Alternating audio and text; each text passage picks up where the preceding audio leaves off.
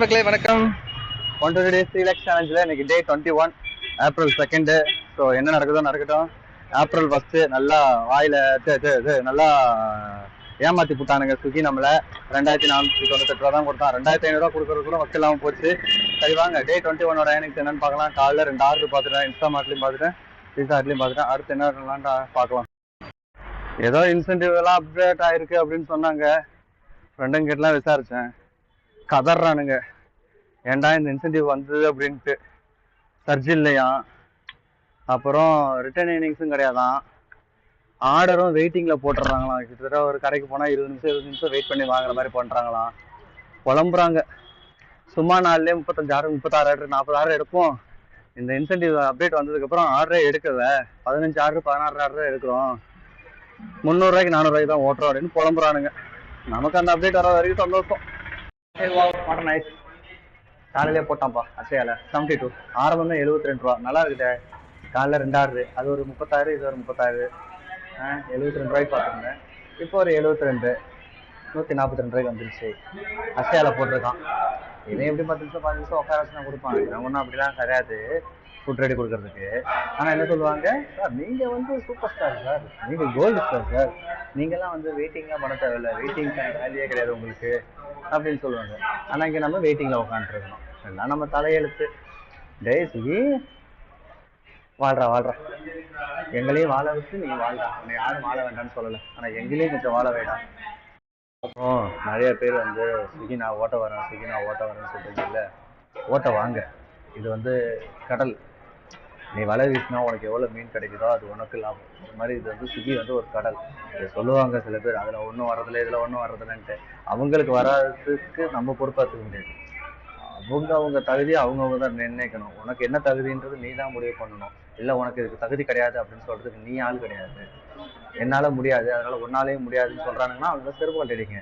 அவனால் முடியலன்னா அவன் தோத்துட்டான்னு அர்த்தம். உன்னால் முடியுன்ற நம்பிக்கையை வச்சு உன்னால் ஓட்ட முடியும். ஆனால் இன்னொரு விஷயம், ஒரு அண்ணனா, ஒரு நண்பனா, ஒரு சகோதரனா, ஒரு தகப்பனா, ஒரு மாமனா, ஒரு ரிலேஷனா, இல்லை ஒரு எதிரியா, எதுவானு நினச்சிக்கோ. ஒரே ஒரு இது சொல்கிறேன், ஸ்கில் டெவலப்மெண்ட் பண்ணிக்கோ. ஏதாவது ஒரு ஸ்கில்லை கற்றுக்கோ, ஏதாவது ஒரு பிஸ்னஸ் ஸ்கில்லை கற்றுக்கோ, ஏதாவது ஒரு இடத்துல போயிட்டு ஒரு 2 வருஷம் 3 வருஷம் தொழில் கற்றுக்கோ. இப்போலாம் ஃபுட் ஃபேக்ட்ரி, ஃபுட் இண்டஸ்ட்ரியெல்லாம் பயங்கரமாக டெவலப் ஆகிட்டு இருக்குது. ஏதாவது ஹோட்டலில் போயிட்டு சமையல் மாஸ்டர்கிட்ட சமையல் கற்றுக்கோ, கேக் செய்ய கற்றுக்கோ, விவசாயம் பண்ண கற்றுக்கோ. விவசாயம் வந்து அழிக்க முடியாத ஒரு சொத்து. அதனால் அந்த மாதிரி ஸ்கில் பேஸ்டு தொழிலெல்லாம் கற்றுக்கிட்டு அந்த தொழிலை மேம்படுத்துறதுக்கு, பணம் சம்பாதிக்கிறதுக்கு ஸ்விக்கி ஓட்டு. அந்த ஸ்விக்கியை ஓட்டி பணத்தை சம்பாதிச்சுட்டு நீ கற்றுக்கிட்ட ஸ்கில்லை டெவலப்மெண்ட்டு இம்ப்ரூவ்மெண்ட் பண்ணு. அதை விட்டுட்டு நம்ம ஸ்விக்கியில் சம்பாதிக்கிறோம், ஒரு நாளைக்கு 3000 ரூபா சம்பாதிக்கிறோம், ஆனால் உண்மையாக நீ ஸ்கில் டெவலப் பண்ணிட்டுனா ஒரு நாளைக்கு நீ 10,000 ரூபா கூட சம்பாதிப்ப. ஸோ ரெண்டுக்குள்ள வித்தியாசம் இதுதான். அதனால் ஸ்கில் டெவலப்மெண்ட் பண்ணிக்கோ. அப்புறமா வந்து மணி ஏர்ன் பண்ணுறதுக்கு, இன்வெஸ்ட்மெண்ட் பண்ணுறதுக்கு ஸ்விக்கிக்கு வா. ஸ்விக்கியில் வந்து இன்வெஸ்ட் பண்ணுறதுக்கு நல்லா 3 வருஷம் 4 வருஷம் கடுமையாக 18 மணி நேரம் நான் ஸ்டாப்பாக ஓட்டு, 20 மணி நேரம் நான் ஸ்டாப்பாக ஓட்டு. தூக்குங்கிறதேன்னு பார்க்காத. எந்த அளவுக்கு ஹார்ட் ஒர்க் பண்ணி ஒரு காசை சம்பாதிச்சு அந்த காசை கொண்டு போய் இன்வெஸ்ட் பண்ணி அந்த இதில் நீ பிஸ்னஸை மெயின்டைன் பண்ணுறியோ அப்போ தான் அந்த பிஸ்னஸை வந்து அடுத்த கொண்டு போகிறதுக்கு உனக்கு வந்து ஒரு உந்து சக்தியாக இருக்கும். ஏன் அப்படி சொல்கிறேன்னா, இப்போ கஷ்டப்படாமல் வர காசை வச்சுருக்கும்போது அதோட அருமை தெரியாது. இலவசமாக கிடைக்கிற எந்த ஒரு பொருளோட அருமையும் உனக்கு சுத்தமாக தெரியாது. தூக்கி குப்பையில் போடுற மாதிரி இருக்கும். அதுவே நீ கஷ்டப்பட்ட காசு ஒவ்வொரு ரூபா செலவு பண்ணும்போதும் அட்டா 20 ரூபாய்க்கு நீ 20 ரூபா செலவு பண்ணனா, ஐயோ இந்த 20 ரூபாய்க்கு ஒரு ஹோட்டலில் போய் 10 நிமிஷம் உட்காந்துட்டு இருந்தோமே, க்யூவில் நின்றுமே, ஏதாவது ஆக்சிடென்ட் ஆகிற நிலைமைக்கு போனோமே, வண்டியிலேருந்து கீழே விழுந்தோமே, அப்படியே கஷ்டப்பட்டு ஓடுறோமே, கஸ்டமர் நம்மளை திட்டினாங்களே, கஸ்டமர் நம்மளை அப்ரிஷியேட் பண்ணாங்களே, சில கஸ்டமர் நம்மளை ஒரு மாதிரி வந்தாங்களே, இந்த 20 ரூபாய்க்கு கீழேருந்து 7 மாடி படியேறி வர சொன்னாங்களே, இந்த மாதிரி ஃபீல் வரும். அப்போ உனக்கு அந்த 20 ரூபாயை வீண் செலவு பண்ணுறதுக்கு மனசு வராது. அதனால் உழைச்ச காசை கொண்டு வந்து இன்வெஸ்ட் பண்ண. நான் லோன் வாங்குறேன், நான் அதை பண்ணுறேன், இதை பண்ணுறேன், எதை பண்ணாலுமே என்னோட சின்ன சஜஷன், உனக்கு அந்த காசோட அருமை தெரியாது. காசோட வேல்யூ தெரியல அப்படின்னா சுத்த தண்ட கர்மாங்கிறது தான் வீண் தான். அக்ஷயா ஹோட்டல்லேருந்து கொண்டாந்து டெலிவரி கம்ப்ளீட் பண்ணியாச்சு. அடுத்த ஆர்டரும் போட்டான். நாராயணா ஸ்கூலில் கம்ப்ளீட் பண்ண உடனே ஸ்பைசி ஹெட்டில் ஆர்டர் போட்டான் 52 ரூபாய்க்கு. சரி வாங்க போகலாம். ஸோ நமக்கு அடுத்த ஆர்டரும் போட்டான். எங்கன்னா கொக்கரகோலா போட்டிருக்கான், மல்டி ஆர்டரு 2ஆக போட்டிருக்கான். ஆனால் ஃபுட் ரெடி ஆகலை. ஃபுட் ரெடி ஆகிறதுக்கு எப்படி 10 நிமிஷம் ஆகும். வெயிட் பண்ணுவோம். ஒன்று ரெடி ஆயிடுச்சு, இன்னொன்று ரெடி ஆகலை. ஆனால் இப்போ அப்டேட் வந்திருக்குல்ல, அவங்களுக்கு இன்சென்டிவ் பார்த்தீங்கன்னா 875 ரூபா தரானா. பயங்கரமாக தான் இன்சென்டிவ் போட்டிருக்கான். ஆனால் அது மாதிரி ஓட்ட முடியல அப்படின்றாங்க. நல்லா ஓட்டுறவங்களாலே எங்களால் அது மாதிரி ஓட்ட முடியல, அது எடுக்கவே முடியல அப்படின்னு சொல்கிறாங்க. அது என்ன கருமமோ தெரியல. நமக்கு அந்த அப்டேட் இன்னும் வரல. ஏன்னா நமக்கு தெரியாமல் ஒரு விஷயத்த சொல்லக்கூடாதுல்ல. ஒன்று தெரியணும், இல்லை தெரிஞ்சவங்க செய்கிறவங்க கிட்ட கேட்கணும். அது கேட்டுட்டு இருக்கிறேன், ஒவ்வொரு விஷயமா தகவல்லாம் சுரண்டிட்டு இருக்கிறேன்.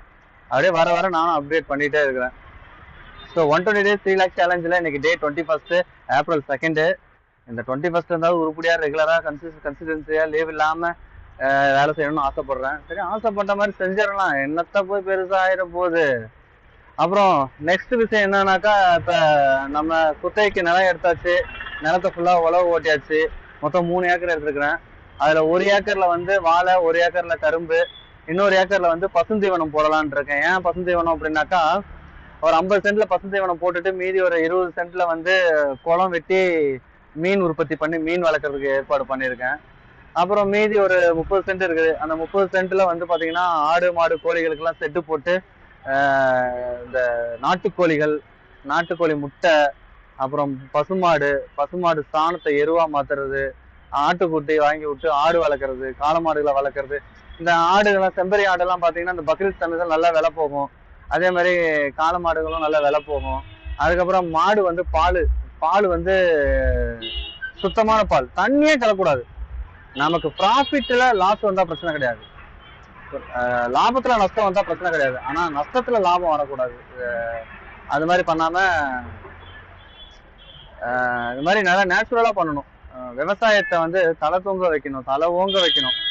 சும்மா ஏனாதானெல்லாம் பண்ணக்கூடாது. ஸ்விக்கி ஓட்டுறோம் சம்பாதிக்கிறோம் அப்படின்லாம் இருக்கக்கூடாது. நல்லா சம்பாதிக்கிறோம், நல்லா காசு சேர்க்கணும், அடுத்தடுத்து வளர்ச்சியை நோக்கி போயிட்டே இருக்கணும். ஒரு நாள் இல்லை, ஒரு நாள் பெரிய பெரிய கோடீஸ்வரனா இருந்தாலும் சரி, இல்லை இல்லாதவன் ஏழை பாலை எவனா இருந்தாலும் எல்லாம் விவசாயி கிட்ட பிச்சை எடுப்பீங்க பாரு. ஐயா பசிக்குது, சோறு கொடுன்னு ஒரு நிலைமை வரும் பாரு. அன்னைக்கு தெரியும்டா உங்களுக்கு இந்த விவசாயிகளோட வேல்யூ என்னன்ட்டு.